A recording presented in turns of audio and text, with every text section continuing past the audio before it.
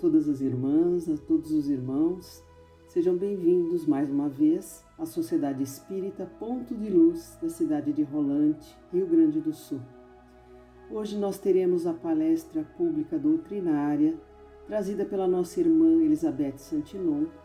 Elizabeth, que é trabalhadora do Centro Espírita Irmã Dalva, da cidade de Taquara, Rio Grande do Sul, e ela nos traz o tema Planejamento Reencarnatório. Então, para nos prepararmos para ouvir a palestra, vamos pedir que nosso irmão Jaime Souza faça a prece de abertura. Vamos então, neste momento, fechar os nossos olhos, vamos abrir o nosso coração, elevar o nosso pensamento a Deus, ao Divino Mestre Jesus, agradecido pela oportunidade de mais uma vez estar aqui para ouvir o que a nossa irmã tem a nos falar sobre o planejamento da reencarnação. Que possamos estar amparados, que possamos estar iluminados, que a nossa irmã possa ter o amparo necessário para nos transmitir tudo aquilo a qual ela está se propondo. Que o Divino Mestre Jesus possa nos iluminar, guiar e nos amparar nesta noite, para que a gente possa receber em nosso coração essas lindas palavras, a qual a nossa irmã está aqui para nos dizer. Que tenhamos nessa noite, então, todos muita paz e muita luz. E o tema é planejamento reencarnatório. Antes de começarmos a falar sobre o planejamento, nós vamos buscar lá no Livro dos Espíritos, na questão 132, quando Kardec questiona aos espíritos qual era o objetivo da encarnação dos espíritos. Por que nós temos que encarnar e reencarnar tantas vezes nesta Terra ou em outros planetas? E os espíritos então nos respondem: Deus lhes impõe a encarnação com o fim de fazê-los chegar à perfeição. Para uns é expiação, para outros missão. Mas para alcançarem essa perfeição, têm que sofrer todas as vicissitudes da existência corporal. Nisso é que está a expiação.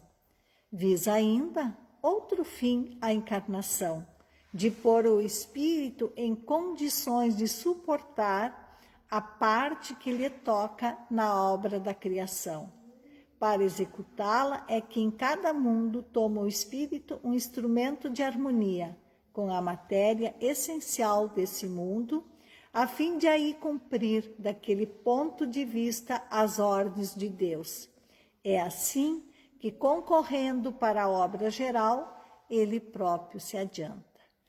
Então, é um esforço para o nosso aprimoramento, para o nosso desenvolvimento intelectual e moral, e também cooperando uns com os outros para que todos possam atingir este mesmo objetivo, pois todos estamos inseridos na lei de progresso, e a lei de progresso é de progredir sempre. Mas o tema hoje é o planejamento reencarnatório, né? E nós fomos buscar, então, além das obras básicas, os subsídios na obra Evolução em Dois Mundos, Missionários da Luz, de André Luiz, pela psicografia de Francisco Cândido Xavier, e no livro Memórias um Suicida, de Ivone Pereira, pelo espírito de Camilo Castelo Branco. Então, nós vamos iniciar lançando 3 questões, né? Que à medida do discorrer da nossa fala, a gente vai respondendo-as. A primeira: quando é realizado o planejamento reencarnatório? Quem é o responsável pelo mesmo? Qual a participação do reencarnante? Tudo é determinado? Pois bem, partindo do princípio que a encarnação né?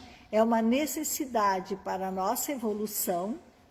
Nós podemos dizer que o nosso planejamento reencarnatório, ele começa hoje, foi ontem e foi em existências anteriores.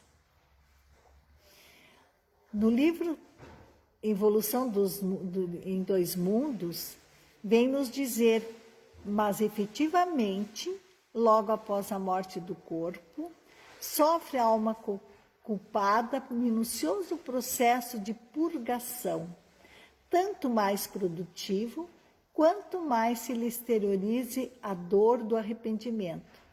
E apenas disso, depois disso, consegue-se elevar-se à esfera de reconforto e reeducação. Mas quando nós falamos que o nosso planejamento começa hoje, ontem e nas existências anteriores, é porque o que nós estamos fazendo hoje, o que nós fizemos até este momento da nossa reencarnação aqui, nessa atual existência, e o que nós fizemos nas existências anteriores, forma a nossa bagagem para planejarmos a futura reencarnação sobre a Terra.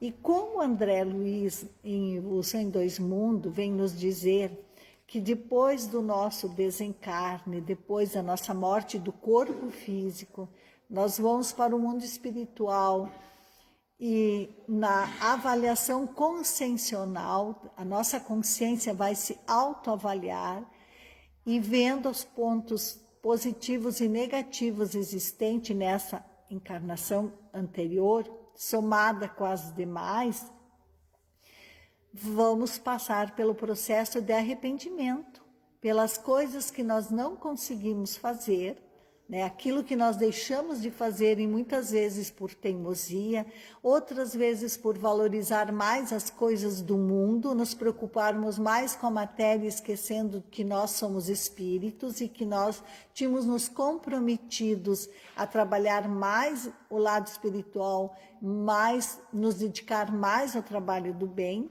Então, depois de fazer essa autoanálise de consciência, vem o arrependimento, e após esse arrependimento, então, vamos encontrar o reconforto e a reeducação.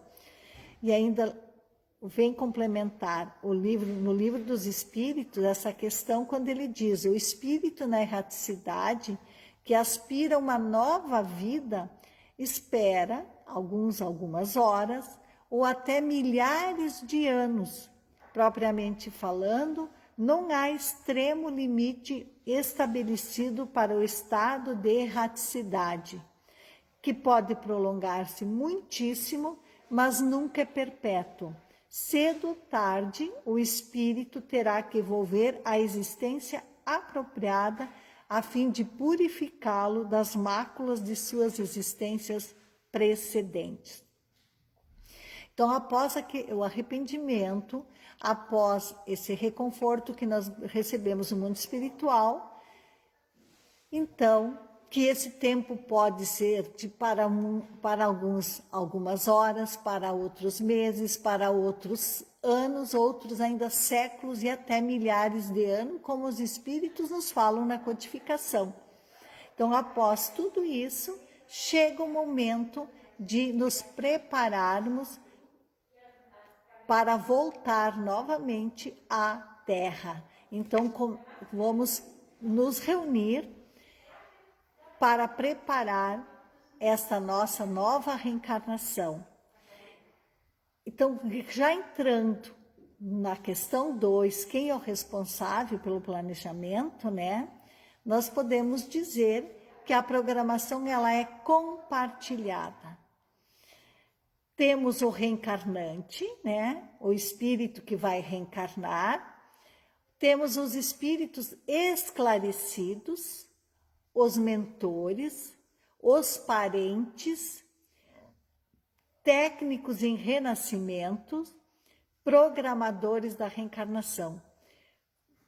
Só aqui nós vemos a quantidade de pessoas que ficam envolvidas em cada reencarnação.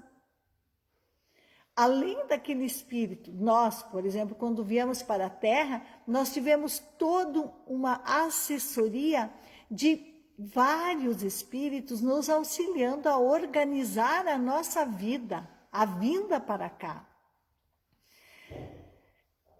E a partir dessa conversa com todos eles, e principalmente quando os espíritos esclarecidos, que eles têm a tarefa de nos esclarecer e orientar sobre o melhor roteiro a seguir, porque sozinhos nós não temos condições de escolher. Nós somos espíritos imperfeitos. Nós precisamos do auxílio de outros espíritos mais evoluídos que nos aconselham, que nos orientam o que é melhor para cada um de nós nesta nova encarnação. Então, esses espíritos vão nos orientar. Os parentes vão estar aí conosco para ver onde nós falhamos, aonde nós progredimos, quem vai voltar conosco e de que forma vai voltar, se é no mesmo núcleo, é como família, se é como amigos, quem vai ser os pais. Tudo isto é muito bem estudado e por isso que o projeto é compartilhado, né? Lá no Livro dos Espíritos, ainda na questão 262, nos diz que Deus lhe supre a inexperiência, traçando-nos o caminho que devemos seguir, como fazeis a uma criancinha. Então, os espíritos estão nos comparando a uma criancinha pequenina que precisa do auxílio dos pais. Nós somos comparados a uma criança que precisamos do auxílio desses espíritos que estão nos ajudando a organizar a nossa vida para vir da Terra. Então, ainda no Livro dos Espíritos, ele vem nos dizer mais. Deixa, porém, pouco a pouco, à medida que o seu livre-arbítrio, né, vai se desenvolvendo, senhor de proceder à escolha. E só então é que muitas vezes acontece de nos extraviarmos, tomando o mau caminho por desatender os conselhos dos bons espíritos. A isso é que se pode chamar a queda do homem. Então, o que os espíritos estão nos dizendo? Quando nós desencarnamos, a nossa visão se amplia.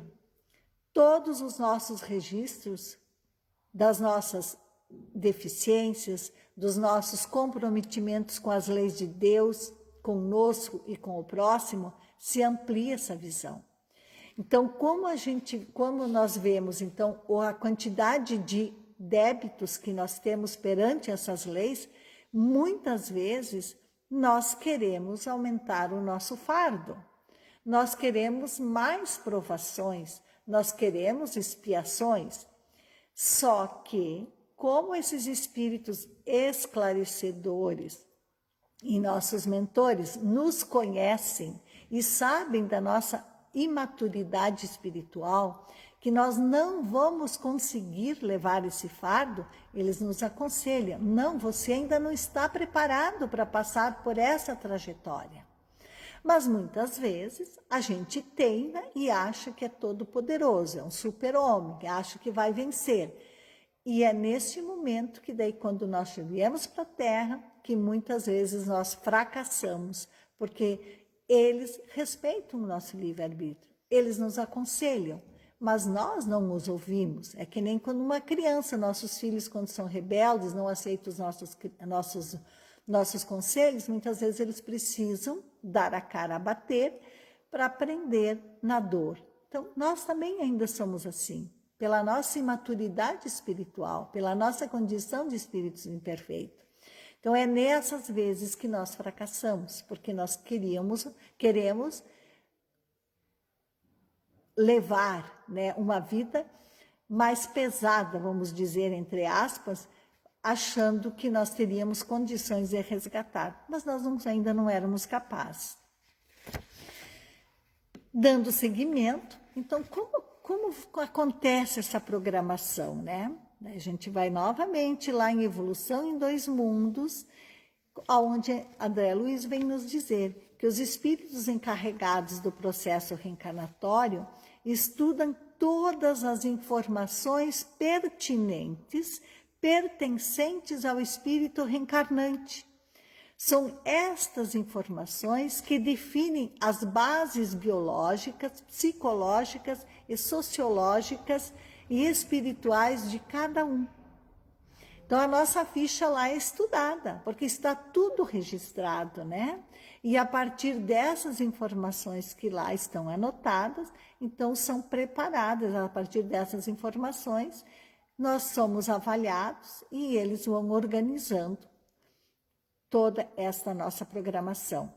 Ainda é feito a avaliação dos acertos e erros que nós tivemos na encarnação anterior, é reavaliado a vida anterior todinha, nós passamos sim uma reavaliação das coisas que conseguimos e não conseguimos, que prometemos, que nos propomos e chegamos aqui e fracassamos. Também é avaliada a correlação entre a última reencarnação e as vidas anteriores. O que eu tinha que resgatar das vidas anteriores nesta última reencarnação antes do meu desencarne, isso também é avaliado, o que a gente conseguiu superar, né? A compreensão que nós, como espíritos imortais, temos da reencarnação como justiça divina, também entra na pauta de avaliação, assim como os compromissos reencarnatórios que ainda nós temos, além de todo o progresso que nós precisamos efetuar, tanto na área intelectual quanto na área moral e espiritual, também temos os compromissos em relação à família e ao trabalho que nós vamos exercer, né? Os compromissos com os deveres, que todos nós temos deveres a cumprir. A gente gosta muito de ter direitos, né? Mas quando temos que cumprir deveres, às vezes a gente dá um pezinho para trás. Também é avaliado, é delineado teoricamente o que vai predominar na próxima reencarnação, as provas e oportunidades de aprendizado, assim como a paternidade, quem serão nossos pais, o pai e a mãe, né? Quem serão nossos irmãos, aquele grupo mais próximo onde nós vamos reencarnar, a escolha da profissão, aquela profissão que melhor nós vamos conseguir trabalhar e nos aprimorar dentro da profissão, o trabalho em comunidade, a proposta que cada um vai ter de fazer algo em comunidade, né? O trabalho no bem, de auxílio, que vai nos ajudar tanto ao nosso progresso quanto ao próprio progresso da comunidade. Daí a gente nos poderíamos citar as escolas onde a gente assume funções de auxiliar que essas escolas cresçam, né? E tantas outras atividades, a própria casa espírita ou a igreja onde estão inseridos, esse trabalho em comunidade que vai fazer com que efetuamos o nosso e o progresso, auxiliamos no progresso dos demais. Também nós tomamos conhecimento nessa programação das expiações que nós vamos ter que vivenciar. E aquelas expiações que nós estamos aptos a vivenciar, que nós já temos capacidade para vivenciar. Se, por exemplo, se a gente cometeu um grave erro na encarnação anterior, provavelmente na próxima ainda nós não teremos condições de responder por aquele grave erro. Então, esses esclarecedores, esses espíritos vão dizer, não, você ainda não está pronto, porque não houve o perdão, não houve a reconciliação, você vai deixar isso para uma próxima, mais adiante, aonde teremos mais condições para resgatar aquela expiação, aquele débito, né? Que não é um débito, né? É simplesmente aonde nós precisamos nos acertar com as leis. As leis existem para que a gente as cumpra, né? Então, essas expiações, elas estão de acordo com a nossa capacidade de resolvê-las, né? Existem expiações que não estão em nossa alçada. Elas são impostas. Elas não são, nós não podemos dizer assim, eu não quero passar por isto. Não, elas são impostas.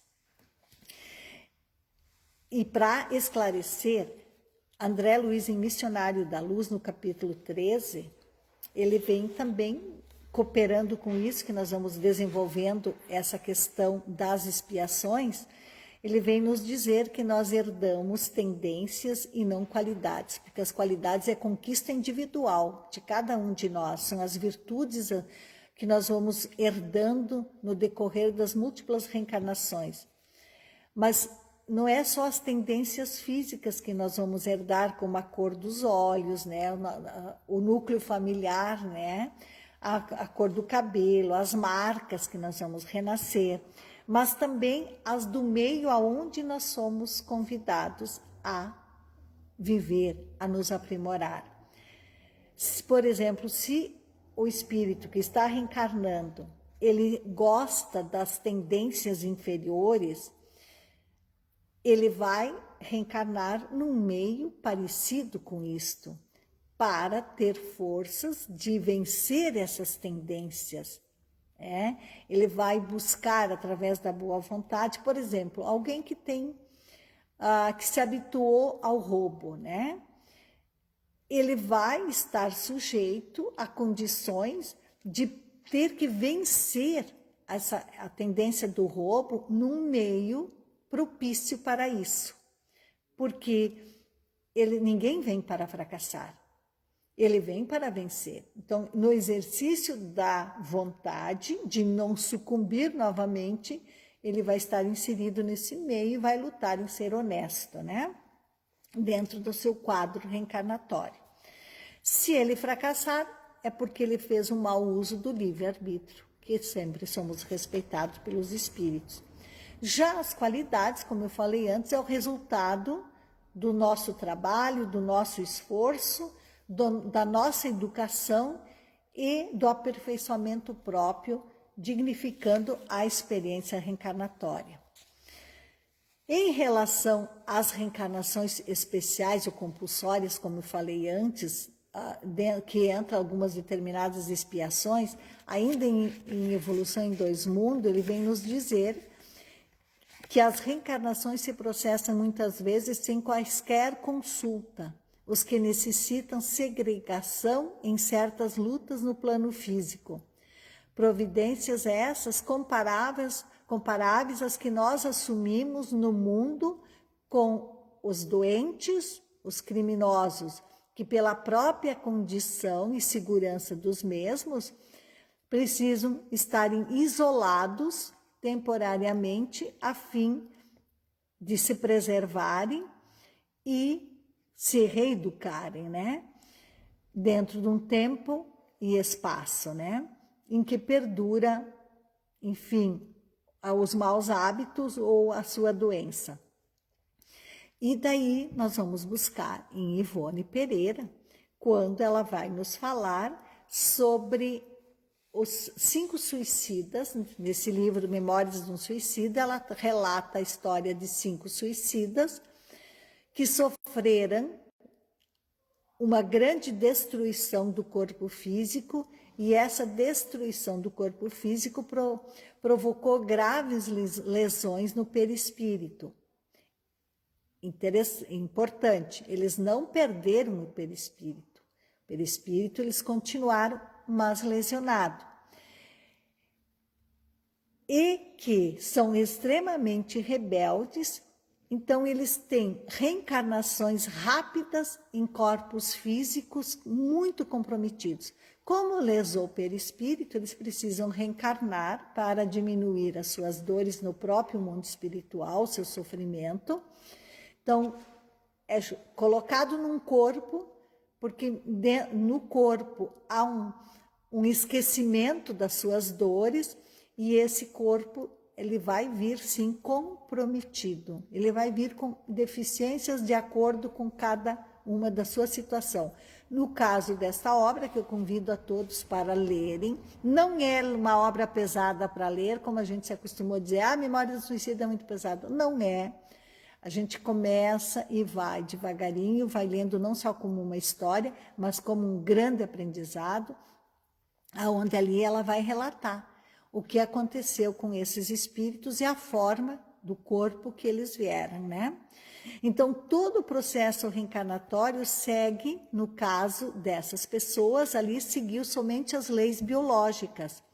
Não tiveram ajuda dos espíritos encarregados da reencarnação, que é o outro grupo, né, do processo reencarnatório, aqueles que vão diminuir o perispírito para que haja a ligação com o corpo, com a célula, né, que vai se formar. Eles não tiveram esse auxílio, somente seguiu as leis biológicas. Não foi separado, né, para separar o genoma, para escolher qual o melhor óvulo, qual o melhor espermatozoide. Como nós vemos no livro Missionários da Luz, quando vai tratar da reencarnação de Sigismundo. Sigismundo era um espírito que fez por merecer, mesmo que ele tinha violado seriamente as leis do pai, mas desencarnado por mais de 50 anos, ele trabalhou no bem no mundo espiritual. Ele trabalhava 24 horas por dia, dedicando-se às tarefas do bem e buscando o aprendizado necessário. Então, ele teve méritos, mesmo que nas reencarnações anteriores ele tivesse sido, entre aspas, um criminoso, né? Ele teve méritos e foi escolhido, sim, o melhor espermatozoide, o óvulo, para que pudesse haver a fecundação. Já no caso que Ivone traz em Memórias do Suicida, eles não tiveram essa escolha. Somente foi respeitadas as leis biológicas, a reencarnação foi sem esse auxílio técnico dos espíritos que trabalham no processo reencarnatório, né? No caso do Segismundo, foi levado em conta a melhor carga genética, uma saúde melhor, né? Então, nós vemos muitas vezes a pessoa vive quase 100 anos e nunca ficou doente. Ou se ficou doente, foi uma gripezinha, nunca precisou ficar meses internado no hospital, nunca teve sérios problemas, né? Porque a carga genética ela foi a melhor, foi escolhida porque algum mérito aquela pessoa tem, né? Então, a Ivone ainda vem nos dizer que os que têm grande consciência de culpa, eles são encaminhados à reencarnação assim que termina o socorro espiritual em hospitais da erraticidade. Então, eles são retirados lá da zona de sofrimento, recebem o atendimento no hospital e, em seguida, eles são colocados para uma reencarnação compulsória. Já os que se encontram conscientes, é dada uma opção de estudarem, preparando-se para a inevitável reencarnação expiatória. Mesmo que eles vão ficar lá estudando, trabalhando, eles terão que expiar aquela falta, né? No caso do suicídio ao qual ela está se referindo. E das 5 pessoas que ela relata nesta obra, somente 2 tiveram permissão de permanecer um período de aproximadamente 40 anos para estudar na universidade, nessa cidade Esperança, que é dirigida por Maria de Nazaré. Dos 5, 3 tiveram a reencarnação compulsória. Não participaram do planejamento, não tiveram o auxílio como outros de nós temos, né? Então, em Missionários da Luz, ainda, nós vamos buscar que, quando nos diz que uma grande percentagem das reencarnações na crosta se processa em moldes padronizados, no campo das manifestações puramente evolutivas. Mas uma outra percentagem não obedece a esse programa, elevando-se a alma em cultura e conhecimento e, consequentemente, em responsabilidade, o processo reencarnatório individual é mais complexo, fugindo da expressão geral, como é lógico. Em vista disso, as colônias espirituais mais elevadas mantêm serviços especiais para a reencarnação de trabalhadores missionários. Então, nós vemos muitos trabalhadores que vêm com essa missão. E, vamos aqui lembrar de Divaldo Pereira Franco, com 94 anos, e dá para dizer que ainda tem uma boa saúde. Ele foi preparado, sim, no mundo espiritual para já nas colônias um pouco mais elevadas do que aquelas de nosso lar, que trazem missionários da luz. Assim como o próprio Chico, mesmo com todas as doenças que ele tinha, mas ele teve uma longa vida, Madre Teresa de Calcutá, Irmã Dulce. Então, são espíritos que vêm com uma tarefa, com uma missão para nos ajudar na nossa caminhada. Allan Kardec também. Então, é diferente, né? Nós somos mais padronizados, né? Mas os grandes cientistas, os grandes músicos, eles recebem sim um auxílio maior nesse processo reencarnatório. Caminhando para o encerramento, ainda lá na questão 259 do Livro dos Espíritos, ele vem nos alertar que o espírito escolhe o gênero das provas. Já entrando naquele item, no último item, é que se tudo que nos acontece está programado, a gente saiu aqui, eu não olhei o degrau, caí no chão, estava programado levar um tombo. Não é bem assim, não. Então, o que os espíritos vêm nos dizer na 259? Que o espírito escolhe o gênero de provas, compartilhado, como nós já vimos até aqui. Os detalhes são consequência das nossas próprias ações. Os detalhes dos acontecimentos nascem das circunstâncias e da força das coisas. Somente os grandes acontecimentos que influem na vida estão previstos. Por exemplo, quem vai ser nossos pais, se nós vamos reencarnar como homens ou mulheres, no sexo masculino ou no sexo feminino, isso é escolhido, porque dependendo do sexo, nós temos atividades, temos tarefas a cumprir, né? A nossa profissão, sim, essa é escolhida também. Se nós vamos ser fértil ou não, e a gente lá vai ficar sabendo por quê. Então, o que é a hora da nossa partida, que mesmo assim pode ser modificada. Então, não é os mínimos detalhes, né? Os mínimos detalhes vai depender das nossas ações, do que nós estamos fazendo agora enquanto encarnados. Esse planejamento ele sempre é feito em linhas gerais. O que é planejado são os pontos principais, aqueles que nós precisamos sim estar inseridos para a nossa evolução dentro daquele grupo. Mas ainda assim, nós podemos alterar. Olha só, como o nosso livre-arbítrio é respeitado pelos espíritos que nos orientam a vinda à Terra, né? O nosso livre-arbítrio é respeitado em muitas vezes nessa encarnação.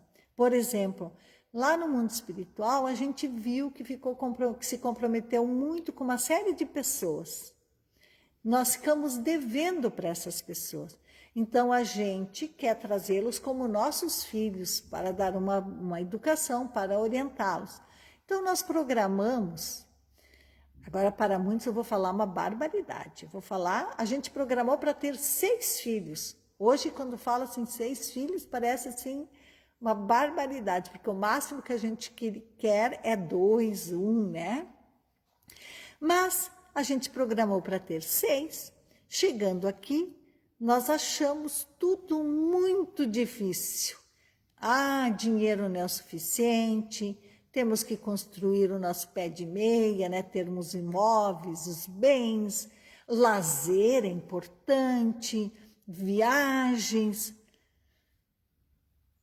Planejamos então, planejamos somente 2 filhos. Eles respeitam. Mas nós precisamos ficar sabendo que 4 ficaram à nossa espera para futuras reencarnações.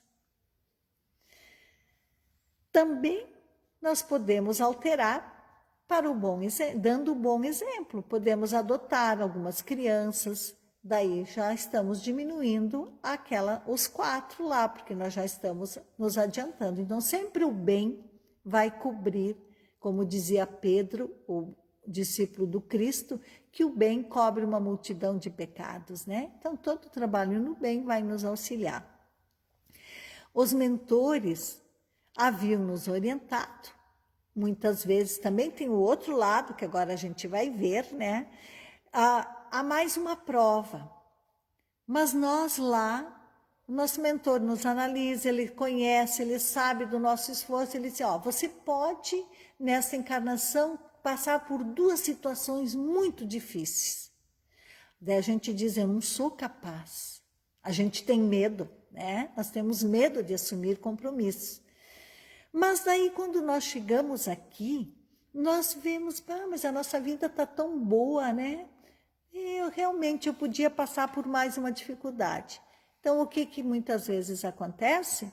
Em sonhos, quando a gente se desdobra, né, nós vamos dormir, nós nos desdobramos, vamos falar com os nossos mentores, com esses espíritos que nos ajudaram, e nós vamos dizer, olha, realmente vocês tinham razão. Eu posso passar por mais uma dificuldade. Pode mandar aquela prova que eu aguento. Então, eles vão aumentar um pouquinho as dificuldades da nossa vida para que a gente passe por mais uma provação que estaria já contida no nosso planejamento, mas que a gente não aceitou, porque mais uma vez eles respeitaram o nosso livre-arbítrio. No livro Entre a Terra e o Céu, também de André Luiz, pela psicografia de Francisco Cândido Xavier, ele vem nos dar um alerta, que quanto mais vastos os recursos espirituais de quem retorna à carne, mais complexo é o mapa de trabalho a ser obedecido. Quase todos temos do pretérito, né, lá do nosso passado, que está lá esquecido momentaneamente, né, expressivo montante de débitos a resgatar. E todos somos desafiados pelas aquisições a fazer. Nisto está o programa, significando em si uma espécie de fatalidade relativa. No ciclo de experiências que nos cabe é atender. Entretanto, a conduta sempre nossa. E dentro dela podemos gerar circunstâncias em nosso benefício ou em nosso desfavor. Reconhecemos assim que o livre-arbítrio, também relativo, é uma realidade inconteste em todas as esferas da evolução da consciência. Não podemos olvidar, contudo, que em todos os planos marchamos em verdadeira interdependência. Então, tudo aquilo que nós precisamos sanar perante as leis de Deus, nós vamos ter que sanar, mais cedo ou mais tarde. Mesmo no esforço cotidiano de nos aperfeiçoarmos, de fazer as coisas certas, mas aquelas continhas que lá ficaram, a gente vai ter que responder por tudo isso. É nos libertar dessas injunções do passado. E só podemos nos libertar através das vivências com aquelas pessoas aos quais nós nos comprometemos ou diante da própria vida, né? Então, que hoje, onde a gente viu um pouquinho mais sobre como a gente se prepara para vir à Terra, né? Que não é por acaso que nós somos jogados aqui, naquela família, foi um acaso, aquela família não me entende. Não existe acaso. Houve um planejamento, nós estamos no lugar certo onde deveríamos estar. Nós estamos no trabalho que nós temos que estar. Então vamos aproveitar essa reencarnação, vamos procurar cumprir com os nossos deveres, vivendo dentro das leis divinas, pois um grande número, como nós vimos, envolveram-se nesta nossa programação. Muitos espíritos estão torcendo por nós, esperam que nós sejamos vencedores. Então vamos viver com responsabilidade e dignidade até o último dia programado nesta existência, sem abreviar a nossa vida. Muito obrigada a todos. Nossa gratidão para nossa irmã Beth. Leve nosso abraço a todos os irmãos do Centro Espírita Irmã Dalva e a nossa gratidão por ter, mais uma vez, compartilhado conosco reflexões tão importantes para a nossa vida. E mais uma vez vamos nos unir em prece, agradecendo a Deus, nosso Pai, a Jesus, nosso Mestre amigo, agradecendo aos benfeitores espirituais pela oportunidade que tivemos hoje, neste momento, e pedindo, Senhor, que essas palavras proferidas sejam motivo de nossa reflexão para entendermos a importância de nossas vidas, para valorizarmos todos os momentos que nos forem permitidos de estarmos aqui no plano terrestre, em nossas jornadas evolutivas, colaborando entre todos nós para o estabelecimento de uma terra melhor, de um futuro promissor para a família humana, e que a lei de amor que Jesus nos trouxe possa ser estabelecida em todos nós, em nossas convivências, em nossos relacionamentos, que consigamos evoluir, nos levando cada vez mais próximos da intenção de Deus para todos nós. Que o Mestre Jesus e seus benfeitores espalhem por toda a terra o amor e a sabedoria, que preencham nossos corações e estejam conosco, hoje e por todo sempre. Que assim seja. Gratidão e até a próxima encontro.